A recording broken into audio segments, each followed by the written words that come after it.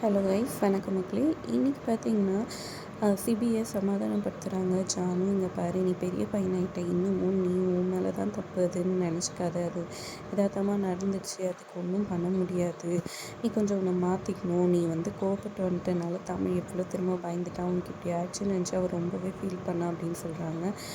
நான் என்னை மாற்றிக்கிறேன் அப்படின்ற மாதிரி ஜானுக்கிட்டே சொல்லிடுறாங்க. சிபி, இப்படியே நம்ம கோவப்பட்டோம்னா நம்ம இவ்வளோ நாள் நடிச்சது வீணாக போயிடும். அதனால் நம்ம உடனே மெயின்டைன் பண்ணணும் அப்படின்ற மாதிரி யோசிக்கிறாரு. அப்புறம் ஆஃபீஸ் போகிறாங்க. அங்கே பார்த்திங்கன்னா தமிழ் உட்காந்துட்ருக்காங்க. அங்கே போய் தமிழ்கிட்ட மன்னிப்பு கேட்குறாரு. சாரி தமிழ்ன்ற மாதிரி சொல்லி, சார் அதெல்லாம் ஒன்றும் வேண்டாம் சார், நீங்கள் இருக்க மாதிரியே இருங்க, நான் இருக்க மாதிரியே இருக்கேன், எதுக்கு ரொம்ப அப்படின்ற மாதிரி சொல்லி, சாரி தமிழ், நான் அவனை லவ் பண்ணுறேன், என்னை மன்னிச்சிடு அப்படி இப்படின்னு சொல்லிட்டு ஏதேதோ சொல்லி விளறிட்டுருக்காரு. இங்கே ஜான் சிபியும் தமிழும் சேர்ந்து சாப்பாடு இது பண்ணி பரிமாறந்து எல்லாத்தையும் யோசித்து பார்த்து சந்தோஷப்பட்டுட்ருக்காங்க.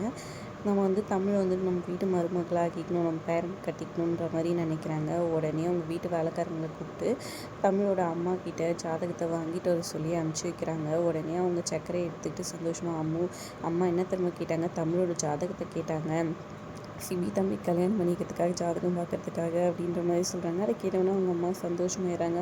இது நடந்தால் எனக்கு சந்தோஷம் தான், உடனே கொடுக்குறேன், ஜாதகத்தில் என்னோடய பேரும் ஒரு பேர் இருக்குமேன்னு சொல்கிறாங்க. உடனே அந்த ஃபஸ்ட்டு பேஜை மட்டும் கிழிச்சு போட்டு இதில் தானே இருக்கும், மிச்சதெல்லாம் அப்புறம் பார்த்துக்கலாம் அப்படின்னு சொல்லிட்டு கிழிச்சிட்டு அவங்க வாங்கிட்டு போயிடுறாங்க. இங்கே தமிழ் போயிட்டு சிபி தொல்லை பண்ணிகிட்டே இருக்காருன்னு சொல்லிட்டு ஸ்டோரேஜ் ரூமில் போய் ஃப்ரீசர் ரூமில் போயிட்டு கணக்கெல்லாம் பார்த்துட்ருக்குறாங்க எல்லா இதுக்கும். இப்போ பின்னாடி சிபியும் போயிடுறாரு.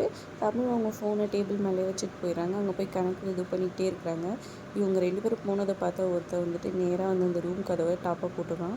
அப்புறம் இவர் எப்பவும் போல் காதல் வசனங்கள் பேசியிருக்காரு. சார் போங்க சார்ன்னு சொல்கிறாங்க. அப்புறம் கணக்கெல்லாம் பார்த்துட்டு போய் திறக்கலான்னு போனால் திறக்கவே மாட்டேங்குது. என்ன சார் இது திறக்க மாட்டேங்குது, ஐயோ யாராவது திறங்க, வாட்ச்மேன் கத்துறாங்க. சரி யாருன்னா ஃபோன் பண்ணலான்னு சொல்லிட்டு சிபி ஃபோன் எடுக்கிறாரு. ஃபோன் பார்த்தா இங்கே சிக்னலே கிடைக்காது சார்ன்னு சொல்கிறாங்க. அப்போ உன் ஃபோன் எடுத்து பாருன்னு சொல்கிறாங்க. என் ஃபோன் நான் அங்கேயே வச்சுட்டு வந்துட்டேன் சார், இங்கே சிக்னல் கிடைக்காதுன்னு தான், உங்களை யார் இங்கே வர சொன்னதோ அதான் லாக் ஆகிடுச்சு, போங்க சார் அப்படின்ட்டு கடுப்பாயிட்டு இருக்காங்க. இப்போ என்ன பண்ணுறதுன்னு ஒன்றுமே புரியாமல் இருக்காங்க. இப்போ இப்படி அப்படின்னு இது பண்ணி சிபியோட கையில் ரத்தம் வந்துடுது. ஐயோ சார் கொஞ்சம் வாங்கன்னு சொல்லிட்டு துப்பட்டாவை கிழிச்சு அப்படியே கட்டி விட்டுறாரு. கட்டி விட்டுறாங்க. அதை பார்த்தோன்னே சிபி அப்படியே ஃபீல் ஆகிடுறாரு. ரொம்ப குளிர ஆரம்பிச்சிடுது 2 பேருக்குமே. சிபி ரொம்ப குளிரில் இது பண்ண தன்னோட துப்பட்டாவை எடுத்து சிபிக்கு போட்டு விட்றாங்க. இங்கே தமிழ் வரவே இல்லைன்னு ஃபோன் பண்ணியெல்லாம் பார்க்குறாங்க. தேனும் அவங்க அம்மாவும் ஃபோனே எடுக்க மாட்டேங்கிறாங்க. தேன் வந்துடுவாங்க, ஏன்னா மீட்டிங்கில் இருப்பா அப்படின்னு சொல்லிட்டு அவங்க போய் தூங்கிடுறாங்க. 12 மணி ஆகுது.